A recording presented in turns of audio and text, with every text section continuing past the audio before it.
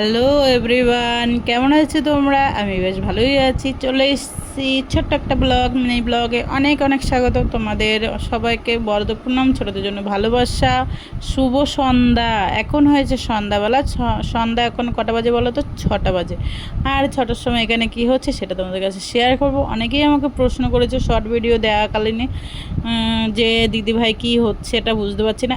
এখানে হচ্ছে বাড়িতে আমার অনুষ্ঠান, আর অনুষ্ঠানে কি ছোট্ট একটা কীর্তন নিয়ে চলে এসেছি। আমার বাড়িতে ছোট্ট একটা কীর্তন হবে, সবাই মিলে একটু আয়োজন, অল্প স্বল্পর মধ্যে আয়োজন করেছি।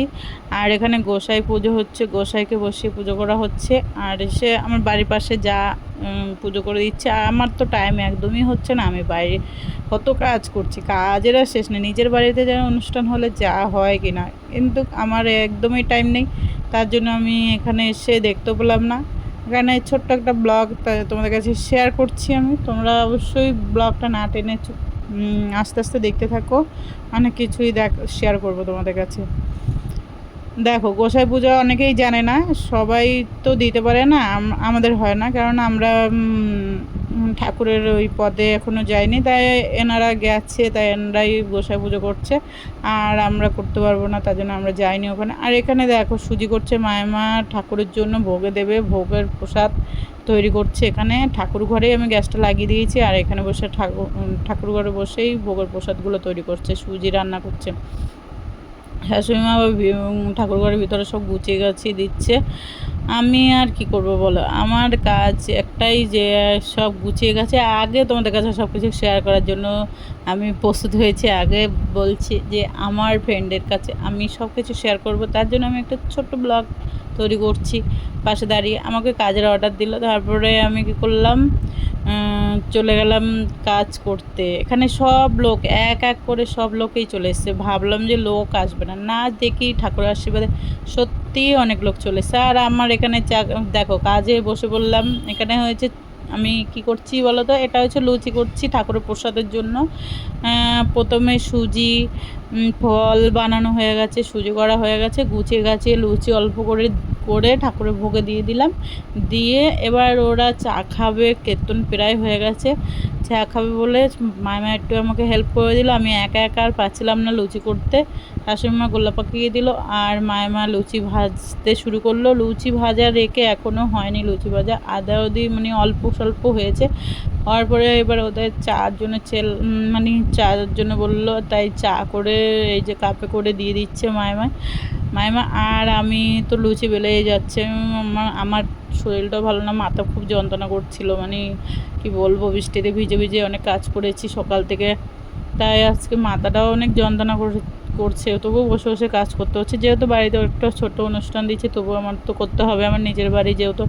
আর এখানে সবাই কীর্তন করছে, দেখো কীর্তনটা খুবই ভালো লাগে, আমার শুনতে খুব ভালো লাগে। কিন্তু আমার কি বলতো, টাইম হয়নি বলে আমি একটু এসে বসতেও পারিনি, আর একটু প্রণামও করার টাইম পাইনি। জানো তোমরা আজ কী অবস্থা, সত্যি আমাকে কেউ হেল্প করবে সেরকম লোক নেই, শুধু একমাত্র মায় হেল্প করে দিয়েছে। আমি লুচি ভাজা থেকে, চা করার থেকে, সুজি করার থেকে, মানে মোটামুটি ঠাকুরের প্রসাদ তৈরি করার থেকে সব কিছুই উনি আমাকে হেল্প করে দিয়েছে।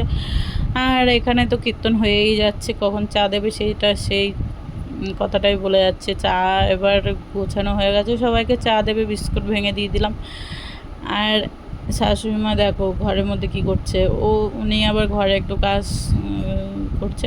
আমি এখানে দেখো ছোট্ট একটু জায়গা, অল্প জায়গার মধ্যে অনেক লোক বসছে, কষ্ট করে বসেছে, কিছু করার নেই, আমাদের যেহেতু ছোট্ট জায়গা ওর মধ্যেই মানে গুছিয়ে সবাই বসেছে। সবার তো আর সমান হয় না, আমাদের অল্প জায়গার মধ্যেই সব কিছু অনুষ্ঠান তৈরি হয়, তার জন্য এই জায়গার জন্য আমরা অনুষ্ঠান করতে পারি না। তাই বসালাম সবাইকে।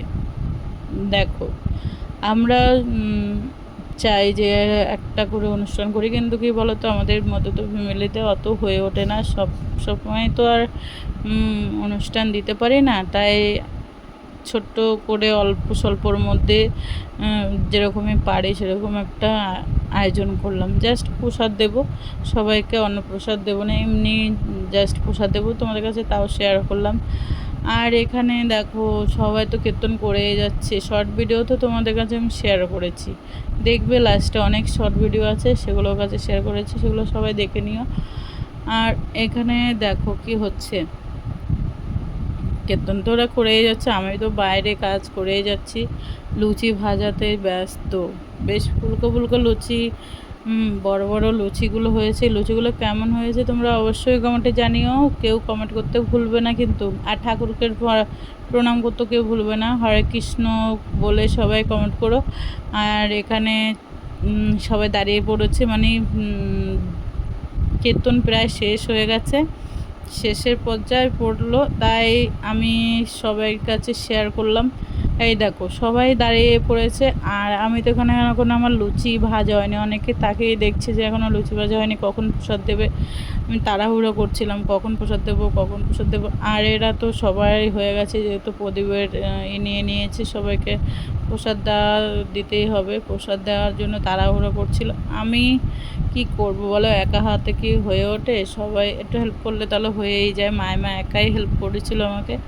তো তোমরা ভিডিওটা দেখে সবাই লাইক কমেন্ট শেয়ার সাবস্ক্রাইব করে দিও, ফেসবুকে ফলো করবে, আর এই ইউটিউবে সবাই সাবস্ক্রাইব করে দিও। দেখো আমার অনেক সাবস্ক্রাইবার বলতে সবাই সাবস্ক্রাইব করে না। আমার যারা যারা আছে ফ্রেন্ড, তাদের কাছে আমি শেয়ার করতে খুবই ভালোবাসি, আর তাদেরকেও আমি খুব ভালোবাসি, কারণ আমি যে কোনো জিনিস সবার কাছে শেয়ার করি। সবাই হরে কৃষ্ণ বলে কমেন্ট করো, অবশ্যই অবশ্যই কেউ এড়িয়ে যাবে না কীর্তনটাকে। আর যারা এড়িয়ে যাবে তাদের কি বলবো আর।